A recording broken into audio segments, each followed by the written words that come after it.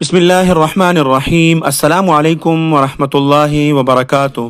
محترم سامعین، ڈاکٹر ذاکر نائک صاحب حفظہ اللہ پاکستان آ چکے ہیں اور یہ بہت بڑی خوشی کی بات ہے۔ ان کی خدمات جلیلہ سب کو پتہ ہے اور سب ان کے معترف ہے، اور ان کی جو تقابل ادیان پر علمی گرفت ہے اس کی پوری دنیا معترف ہے، اور اپنے اور پرائے سب ان کے قائل ہے۔ انہیں دل و جان سے وطن عزیز میں ہم بھی خوش آمدید کہتے ہیں، اہلاً و سہلاً مرحبا کہتے ہیں، اور ان کا یہ شاندار استقبال دیکھ کر ہمیں خوشی بھی ہوئی۔ محترم سامعین، لیکن ان کی آمد کو لے کر کچھ لوگ بالکل ہی پاگل ہو رہے ہیں، لیکن ایسا لگتا ہے کہ پاکستان کی سرزمین پر پہلی بار کوئی علمی شخصیت کی آمد ہو رہی ہے۔ اگر دعوت دین کا کام کسی نے کیا ہے تو وہ ڈاکٹر ذاکر نائک صاحب ہے۔ اہل کتاب کو اب تک شکست اسی مہاراشٹر کے شعر نے دی ہے۔ ہندو کو دن میں تارے احمد دیدات رحمۃ اللہ علیہ کے شاگرد نے ہی دکھائے ہیں، ورنہ تو پوری تاریخ میں قبرستان کی سی خاموشی چھائی ہوئی تھی۔ محترم سامعین، آپ بلا شبہ انہیں خراج تحسین بھی پیش کریں، ہم بھی کرتے ہیں، اور ان کی عظیم خدمات کا بدلہ اللہ سبحانہ و تعالی ہی دے سکتا ہے۔ ہماری تعریف اور توصیف سے کیا ہوتا ہے، لیکن کسی کی تعریف کے لیے یہ کہاں لازم ہے کہ دوسروں کی تنقیص کی جائے؟ یہ کہاں کا انصاف ہے کہ تبلیغی جماعت کے 100 سالہ عالمگیر محنت اور اس کے نتیجے میں ہدایت پانے والے لاتعداد لوگوں کی یکسر نفی کر کے ان کا تمسخر اڑایا جائے، یا علماء کو ہلکا، جاہل اور ملا کا تانا دے کر یہ باور کرایا جائے کہ وہ تقابل ادیان کے ابجد سے بھی واقف نہیں ہے۔ یہ ہندوستان کا تاریخ اسلام پر احسان ہے کہ اس نے ڈاکٹر ذاکر نائک کو پیدا کیا، ورنہ نوبل انعام یافتہ فلاں صاحب نے تو سب کی بولتی بند کرنی تھی۔ حالانکہ ڈاکٹر ذاکر نائک صاحب اس میدان میں خدمات سر انجام دینے والے کوئی پہلے یا آخری آدمی نہیں ہے۔ ہم پرانی تاریخ کو چلو نہیں کنگالتے،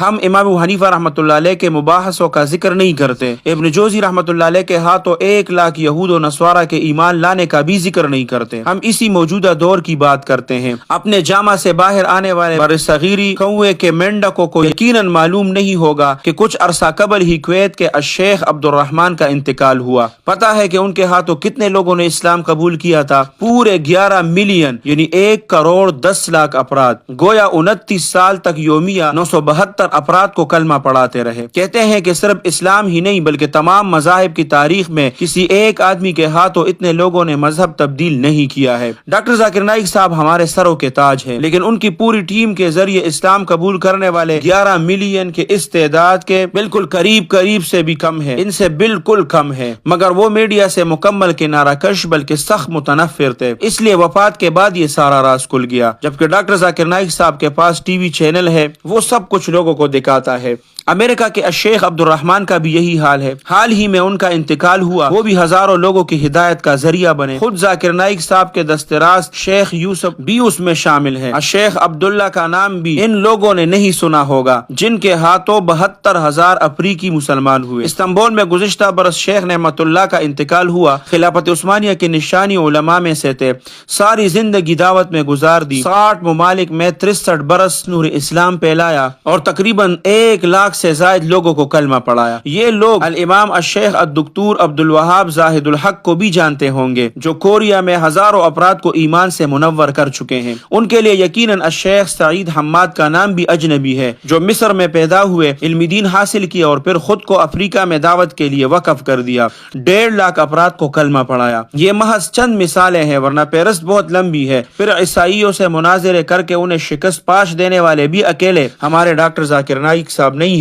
آنکھیں کھولیں، دنیا بہت وسیع ہے، یہاں ایک سے بڑھ کر ایک صاحب علم اور صاحب فن موجود ہے۔ انگریزوں کے دور میں یورپ سے ایک مناظر پادری ہندوستان آیا تھا، نام فینڈر تھا اور خود بھی پنٹر تھا۔ اس نے تباہی پھیرنا شروع کر دی، کوئی اس کے چیلنج کو قبول کرنے کی جرت نہیں کرتا تھا۔ وہ ایک مولوی ہی تھا جس نے اسے دندان شکست دی کہ وہ واپس یورپ بھاگنے پر مجبور ہو گیا۔ وہاں سے ترکی جا کر خلافت عثمانیہ کے علماء کو چیلنج دینے لگا۔ انہوں نے ہندوستان علماء سے مدد مانگی تو اسی مولوی کو بھیجا گیا۔ جیسے سٹیج پر پینڈر نے اسے دیکھا تو مناظرہ چھوڑ کر بھاگ گیا۔ اس مولوی کا نام رحمت اللہ کے رانوی رحمت اللہ علیہ ہے، جس نے رد عیسائیت پر اب تک سب سے جامع کتاب لکھی ہے، نام اظہار الحق ہے۔ یہ بھی کارل کوڈلیب پینڈر کی کتاب میزان الحق کے جواب میں لکھی گئی ہے۔ ہے۔ شیخ الاسلام مفتی تقی عثمانی صاحب دامت برکاتہم العالیہ نے اس کی اردو شرح لکھی ہے، 3 جلدوں میں، بائبل سے قرآن تک کے نام سے شائع ہو چکی ہے۔ ان کے بھائی مولانا محمد رازی صاحب نے ٹروتھ کے نام سے اس کی انگریزی ترجمہ کیا ہے۔ باقی رہے ہندو تو ہمارے سندھ کے ماتلی سے تعلق رکھنے والے مولانا دین محمد شیخ 1989 سے اب تک تقریباً 1,08,000 افراد کو دائرہ اسلام میں لا چکے ہیں، جبکہ ہندوستان میں مولانا کلیم صدیقی صاحب اسی وجہ سے جیل میں بند ہے اور ان کو عمر قید سزا ہوئی ہے کہ وہ لوگوں کو اسلام کی طرف دعوت دیتے تھے اور بہت زیادہ لوگوں کو انہوں نے مسلمان کیا ہے۔ محترم سامعین، آپ لوگ یہ ایک بات نوٹ کر لیں، ایک بار پھر میں واضح کر دوں کہ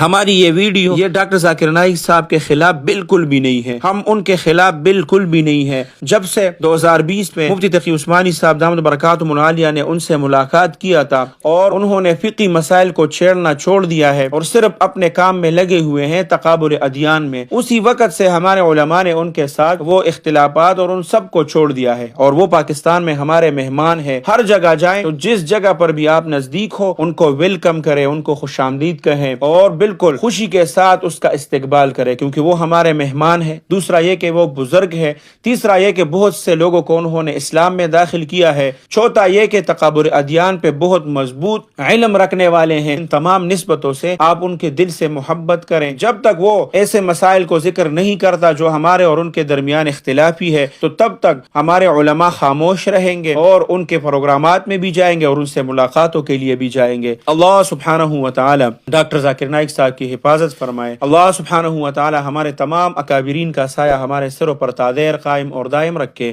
اللہ سبحانہ و تعالی آپ سب کو اپنے حفظ اور امان میں رکھے، اپنے خصوصی دعاؤں میں یاد رکھے۔ السلام علیکم ورحمۃ اللہ وبرکاتہ۔